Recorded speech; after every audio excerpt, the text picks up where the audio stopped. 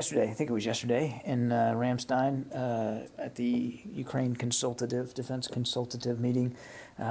So we're delighted to be able to welcome her here into the Pentagon, her and her staff.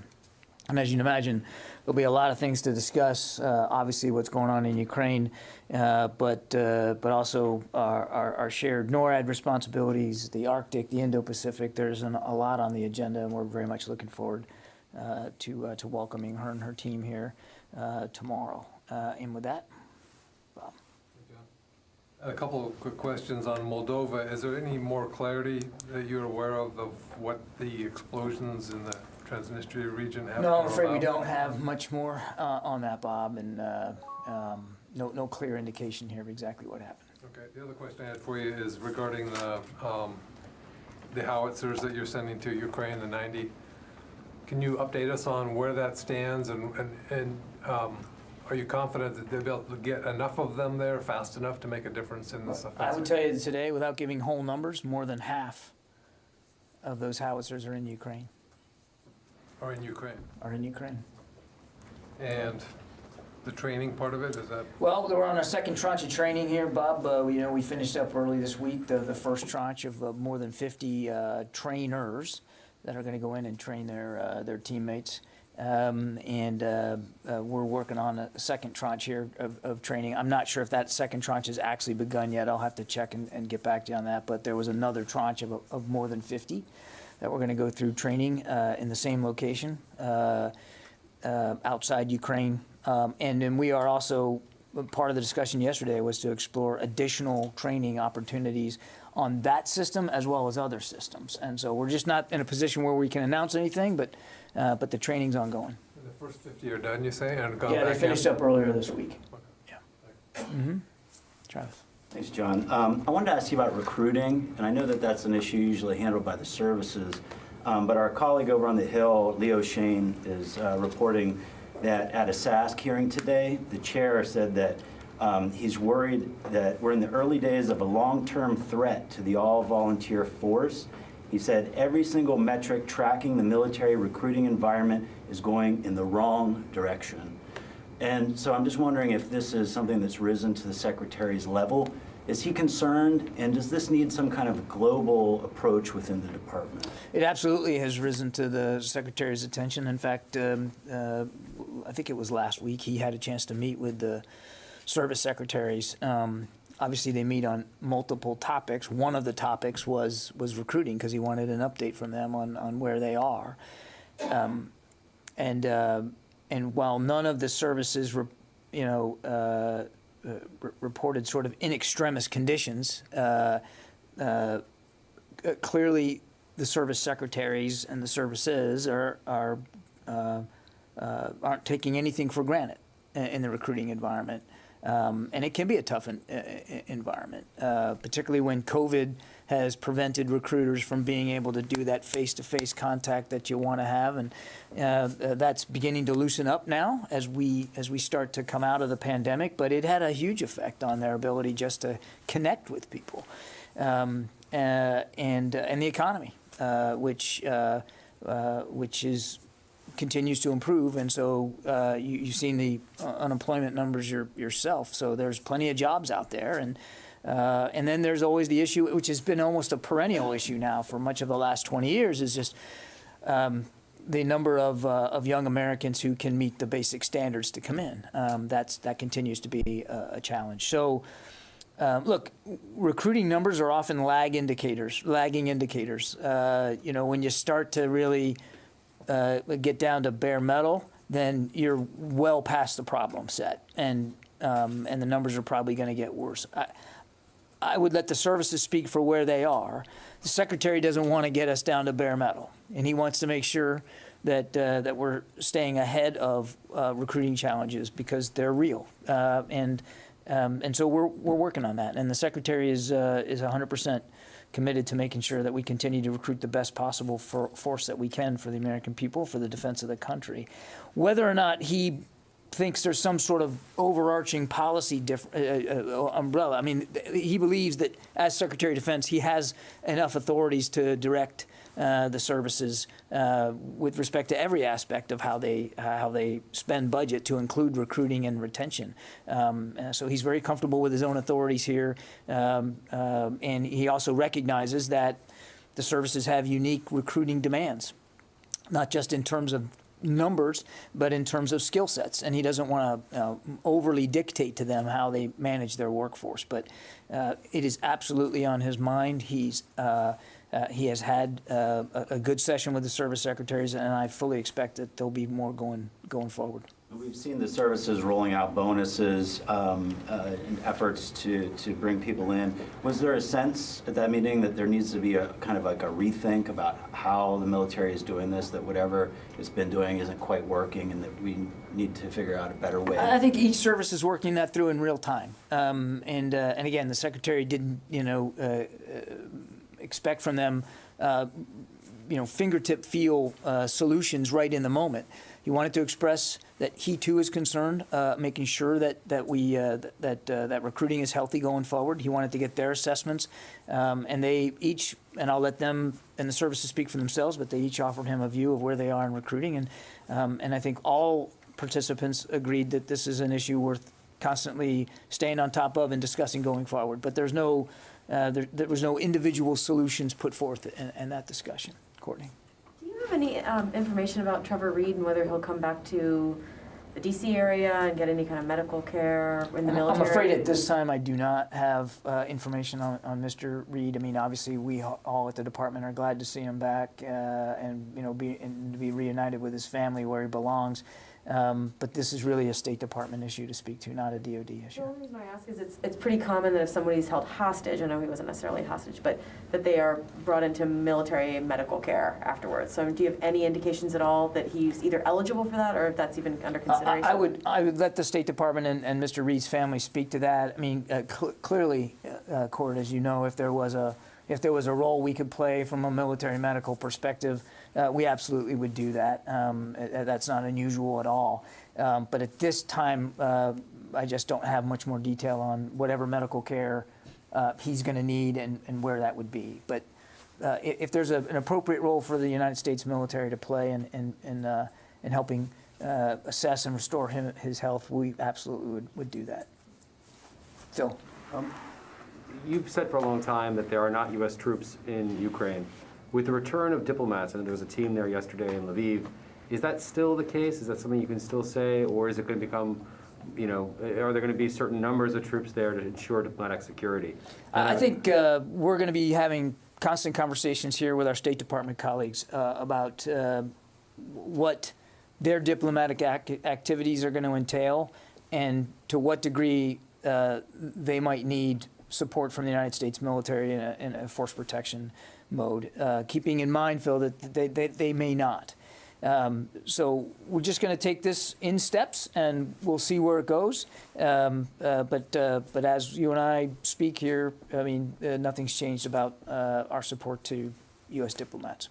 And secondly, is there any sense after the conference in Ramstein yesterday that that the Ukrainians have enough munitions right now and artillery and everything they need to repel the Russians in the southeast, or is that still to be determined? It's an active kinetic fight there in the Donbass every single day, including this day.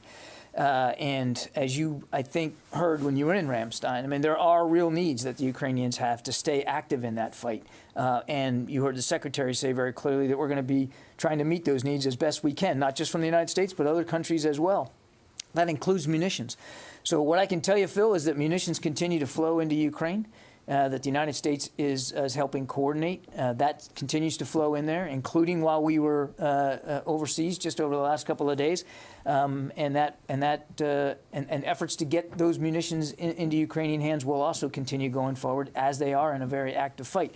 You're asking, do they have enough? I mean, I think that question is something that changes every hour, depending on their rate of consumption and what is actually going on the battlefield. So it'd be a difficult question for me to answer, here thousands of miles away at the Pentagon. All I can tell you is that we know they're expending rounds every single day of all different types and calibers, and we're doing everything we can. The flow continues to make sure that they can stay in the fight.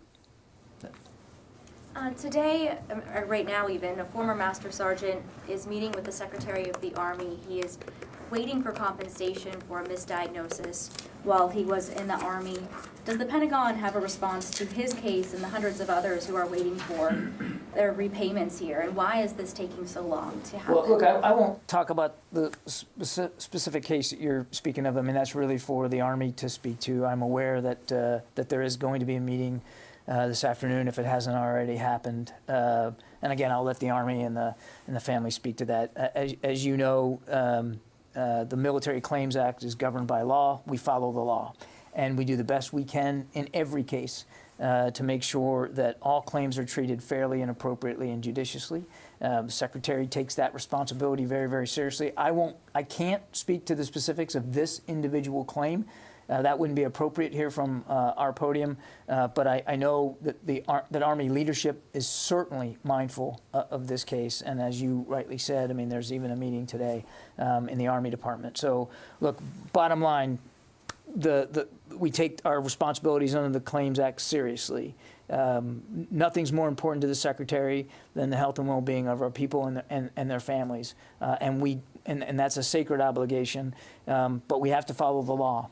And we absolutely do in every case. Is there any way to expedite it? Because for some of these people, they're running out of time. Again, it's governed by law and very strict, as you would expect there would be, procedure that have to be followed so that claims can be treated impartially and fairly. So while we want to certainly work claims as fast as we can, we don't want to go so fast that we miss something. And so there has to be a process here, and we have to follow that process. Again, it's in the law too. I mean, we obviously can't break or bend the law. So all I can tell you, without getting into the specifics of this case, is we do take that seriously. We follow the law, and we treat every claim seriously and as judiciously as we can. And if I may ask one on switching gears to the nuclear threat, do you see a danger in not taking Putin's threats of nuclear war seriously? Do I see a danger in not taking the threats seriously? The question presupposes that we aren't taking the threats seriously, and I think I might challenge that supposition there. You heard the Secretary got asked this question yesterday, and said very clearly that the rhetoric that we keep hearing from Russian leaders, and just recently was Minister Lavrov, raising the specter of nuclear confrontation, is irresponsible. It's certainly not what you would expect from a modern nuclear power, nor should anybody expect from a modern nuclear power. Nobody wants to see this war escalate any more than it already has. Certainly nobody wants to see, or nobody should want to see, it escalate into the nuclear realm, and there's no reason that it should. Mr. Putin can do the right thing right now by ending the war, moving his forces out of Ukraine, sitting down in good faith with President Zelensky and coming up with a negotiated settlement. Now, clearly, he doesn't appear interested in doing that because they're still fighting in the Donbass and in the south. Short of that, raising the specter of nuclear confrontation does nothing for the peace and security of the region, much less the people of Ukraine. And I think we can all understand that that escalating this conflict and making it between the United States and Russia is not only not good for our national security or Russian national security, it sure as heck ain't good for the people of Ukraine. And so again, I go back to what the Secretary said yesterday. It's irresponsible rhetoric. It's rhetoric beneath what should be the level of conversation by a modern nuclear power. We monitor the threat every single day, including today, and the Secretary remains comfortable that we have the appropriate strategic nuclear deterrent posture in place. Yeah. John, two questions. One to follow up on Phil's. How tight are the supplies of non-standard ammunition, the kind of things that the Ukraine military uses? And if it's really tight, or if there's a shortage, are there moves to step up manufacturing? This kind of stuff wasn't explained from your conference yesterday. Yeah, nor We're not going to talk about specific inventory levels for the Ukrainians. First of all, I'm not going to talk for Ukrainian inventories on anything. That's really a question better put to them. And clearly, I think you can understand why we wouldn't necessarily find that level of information and detail in the public realm helpful to Ukraine right now, as they're in an active fight. There was a discussion yesterday at the end of the day. The last session was all about the defense industrial base, not just from the United States, but from other countries that were represented there, and to begin to get a grasp from an international view of what Ukraine's longer-term defense needs might be in a post-war environment specifically. That it was meant to be a broaching session on that. So, you heard the Secretary read out the meeting. I can't do better than he did yesterday. So I can't give you an active deliverable that came out of the defense industrial base discussion. But I think it's noteworthy that it was even had. Here, even while Ukraine is still involved in an active war, there was a discussion by 40 nations about their defense industrial bases and how those industrial bases could help address longer-term Ukrainian strategic defense needs going forward. But no actual decisions made yesterday that we can speak to. So do we know anything about whether the producers, the Western European or countries who can produce non-standard ammunition are stepping up production? I think each country's looking at that on their own, and I can't speak to all of them. Okay, one second thing different. Apparently, according to Russian videos and stuff like that, there were possibly two Bayraktars drones downed over Russia in the past day or two. I don't know if you can confirm that.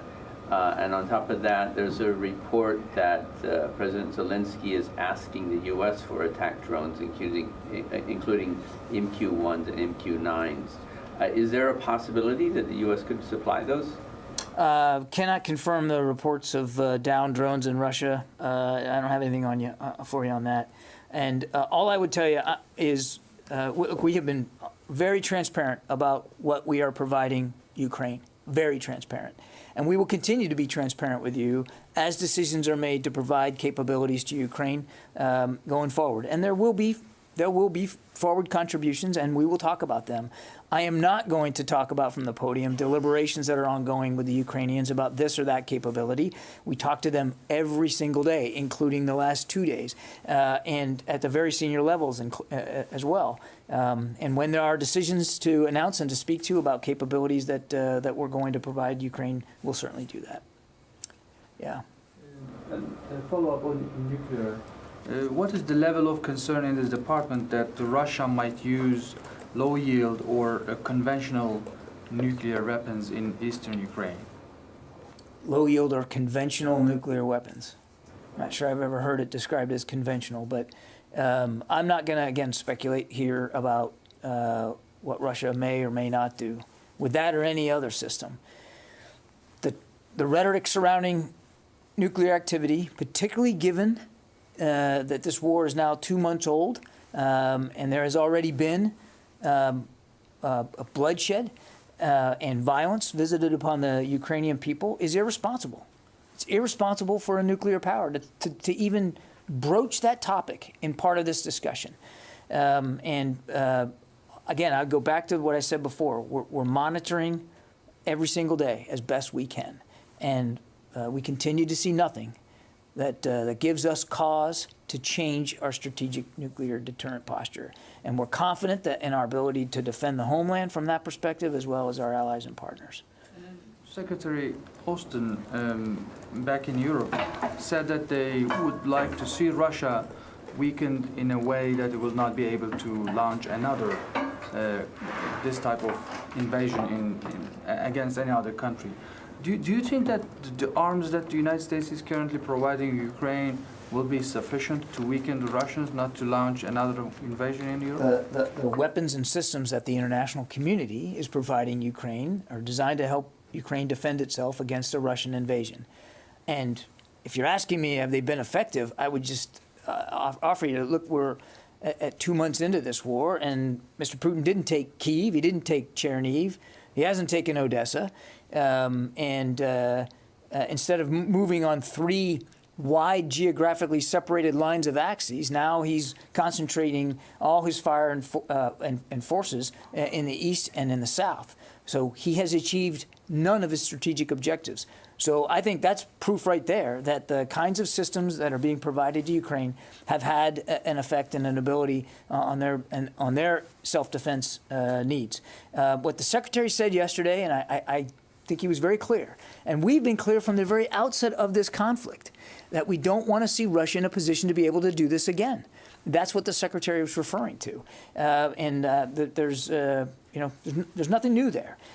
We want to see Ukraine be able to defend itself. We want to see Ukraine win. You heard the Secretary talk about that. They believe they can win, and so did every other nation that was in Ramstein, believes that they can win.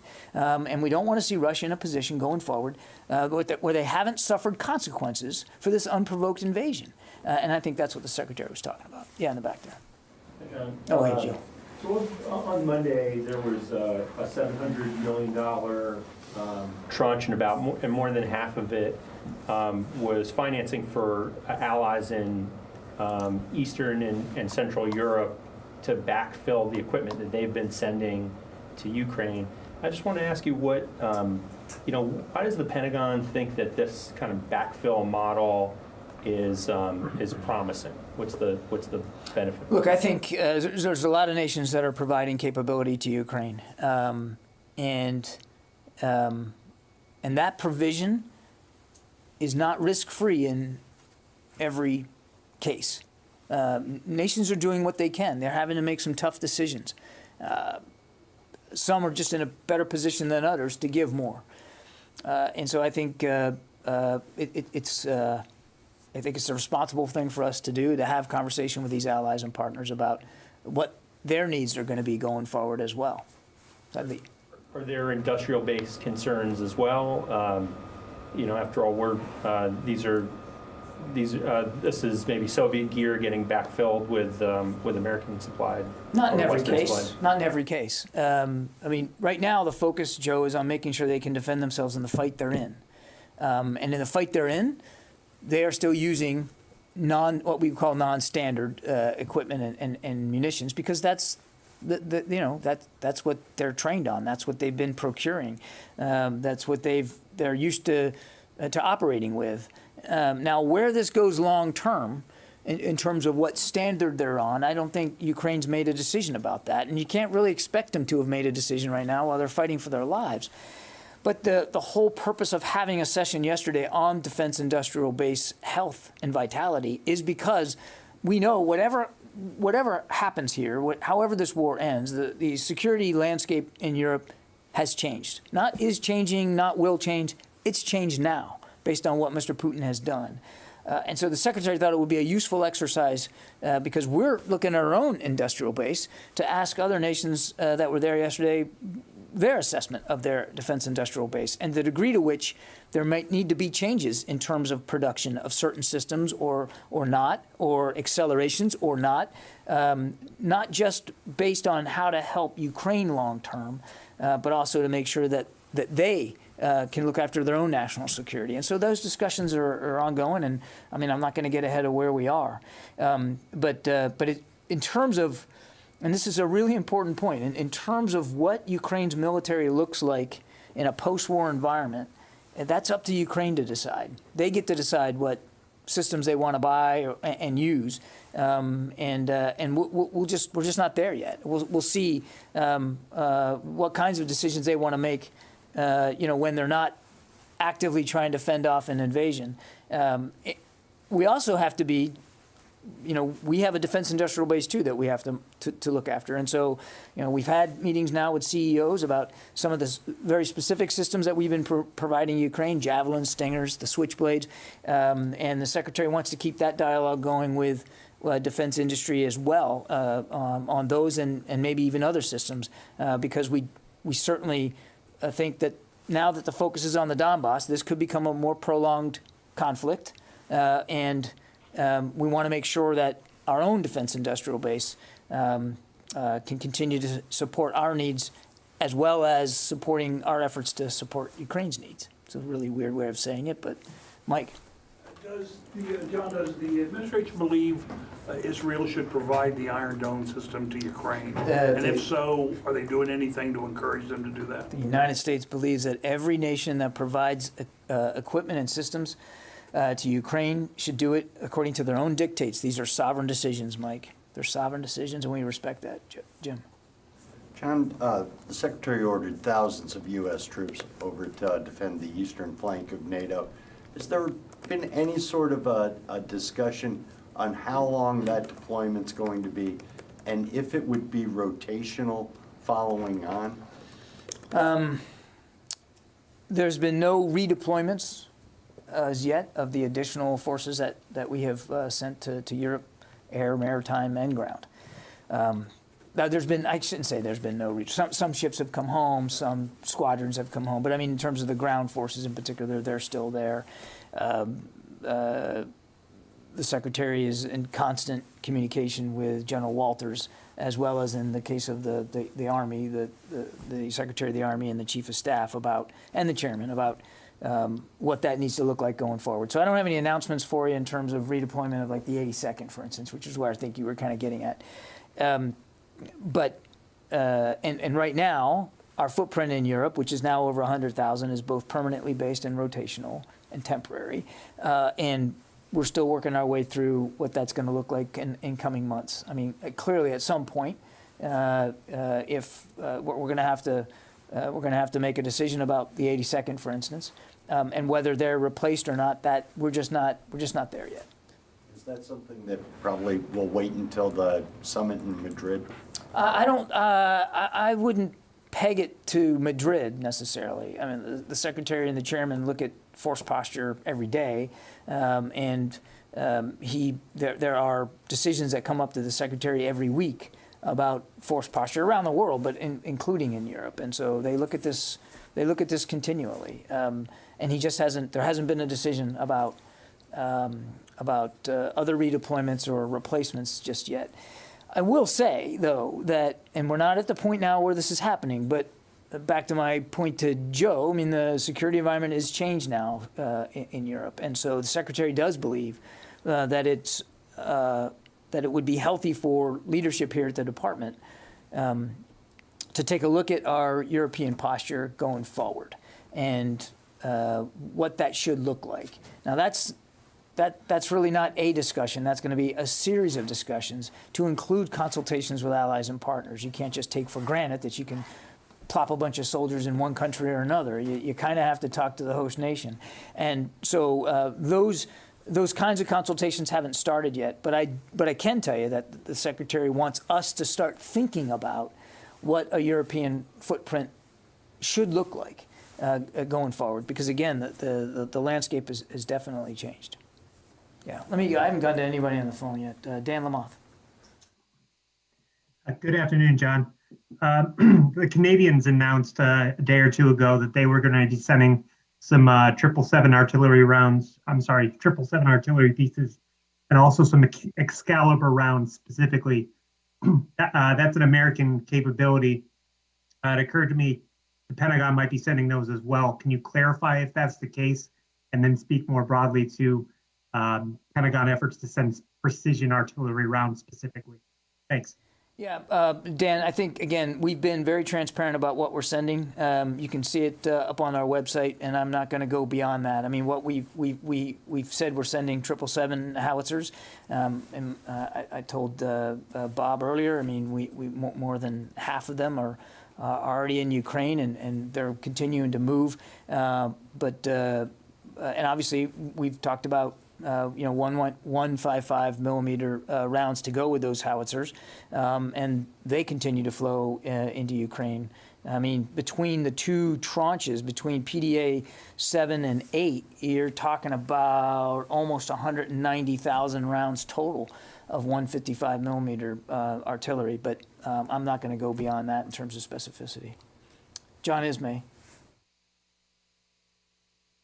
Hi there. One of my Capitol Hill colleagues flagged that there's a Lend-Lease bill for Ukraine that may be heading to the president's desk for signature later this week. And I want to know if there's been any discussion about how this could possibly offer any additional permissions that the Pentagon doesn't already have now. John, great question, but I'm not going to get ahead of pending legislation, and I'm certainly not going to get ahead of the president's decision with respect to that. What our focus is right now is on meeting our responsibilities under the presidential drawdown authorities that we're executing as we speak, and looking ahead about future drawdown authority and what that could look like, working with Congress. Again, I don't want to get ahead of where we are in the decision-making process. Clearly, one of the things the Secretary took away from his time, both with President Zelensky in Kyiv as well as in Ramstein with 40 nations represented, is that Ukraine does still have acute needs. There is a lot that the nations around the world can do to meet those needs, and we're going to keep looking for creative solutions to do that. But I'm just not going to get ahead of the legislative process right now. Rio. Thank you.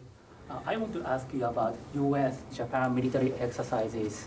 Earlier this week, the Russian government said if Japan expands the military exercises with the United States near the Russian territory, Russia will take a retaliatory measure.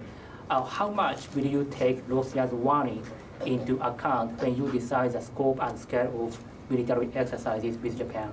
We will operate, train, fly, sail where international law allows us to do that, Rio. I'm not going to talk about specific training event scenarios. Japan's a treaty ally. We take our commitments, our security commitments to Japan very, very seriously. And Japan should be the one speaking appropriately to the exercises that are conducted in and around Japan. Just a quick follow-up. The U.S. and Japan have focused mainly on defending the southern part of Japan and addressing the threat posed by China. But as the threat of Russia is increasing, do you think the U.S. and Japan need to pay more attention to the northern part of Japan and allocate more resources to the north? Again, I would refer you to Tokyo to speak about their self-defense needs. We have a very robust training regimen with Japan, a very strong military-to-military relationship. Exercises and training events are constantly monitored and changed as appropriate, not just to potential threats, Rio, but to the kinds of capabilities you want to improve. That's why you do exercises, to get better at things. And we're constantly having a conversation with Japan about what that could look like. But again, I'd let Japan speak to Japan's defense needs. That's really their responsibility, and appropriately so. Japan, as you know, I mean, was a participant in yesterday's meeting. I mean, they also recognize the threat to the rules-based order that Russia represents in their invasion of Ukraine, and they take that seriously. We were glad to see them participate. Sam Legrone. Hey, John, just to clarify on Phil's question from earlier. So are you saying there are not U.S. Marines pulling embassy security in Ukraine right now? The specifics of force protection, Sam, just not going to do it. I'll let the State Department speak to what their diplomatic activities look like, but I would be surprised if they also want to talk about security right now. What I said to Phil was, if there's a need for U.S. military support, then we'll have that discussion with the State Department, and we have supported our diplomats in the past. We know that's at least not a total U.S. military responsibility, but there may be a role for that. But I got nothing for you on that today. Yeah, one more. Thanks. Yeah, I have a follow-up on the medical malpractice. These claims have been filed for over 2 years now. So hundreds of service members, over $2 billion worth of claims are in limbo right now. And it appears the services aren't processing the claims because they're waiting for policy guidance from the Secretary. So I just wanted to try again and see if you could be a little bit more specific as to why that hasn't happened. We've been waiting for that for over a year. I'm not aware that there was a need for guidance from the Secretary here.